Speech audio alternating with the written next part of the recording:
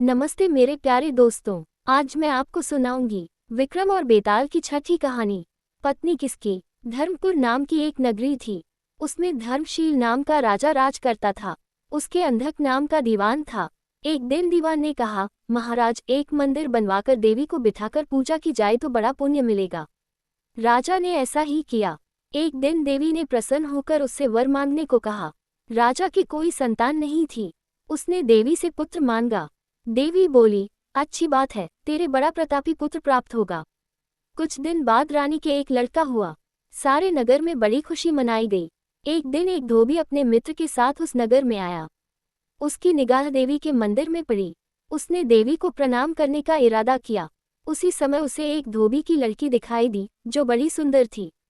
उसे देखकर वह इतना पागल हो गया कि उसने मंदिर में जाकर देवी से प्रार्थना की, हे देवी, ये लड़की मुझे मिल जाए। अगर मिल गई तो मैं अपना सिर तुझ पर चढ़ा दूंगा। इसके बाद वह हर घड़ी बेचैन रहने लगा। उसके मित्र ने उसके पिता से सारा हाल कहा। अपने बेटे की यह हालत देखकर वह लड़की के पिता के पास गया और उसके अनुरोध करने पर दोनों का विवाह हो गया। विवाह के कुछ दिन बाद लड़की के पिता यहाँ उत्सव हुआ। इसमें शामिल होने के लिए न्योता आया।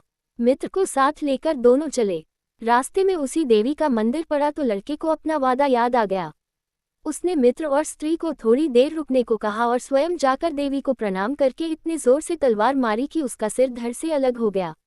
देर हो जाने पर जब उसका मित्र मंदिर के अंदर गया तो देखता क्या है कि उसके मित्र का सिर धड़ से अलग पड़ा है। उसने सोचा कि ये दुनिया बड़ी बुरी है। कोई ये तो समझेगा नहीं कि इसने अपने आप शीश चढ़ाया है।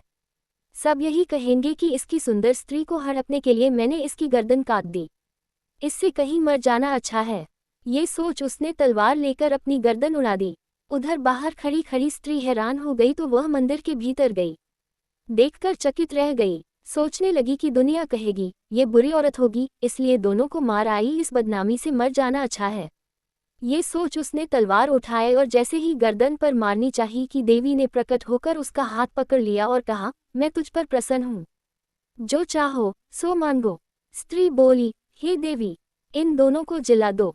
देवी ने कहा, अच्छा, तुम दोनों के सिर मिलाकर रख दो। घबराहट में स्त्री ने सिर जोड़े तो गलती से एक का सिर दूसरे के धड़ पर लग गया। देवी ने दोनों को जिला दिया। अब वे दोनों आपस में झगड़ने लगे। एक कहता था कि यह स्त्री मेरी है, दूसरा कहता मेरी। बेताल बोला, हे राजन, बताओ कि यह स्त्री किसकी हो। राजा ने कहा, नदियों में गंगा उत्तम है, पर्वतों में सुमेरु, वृक्षों में कल्पवृक्ष और अंगों में सिर।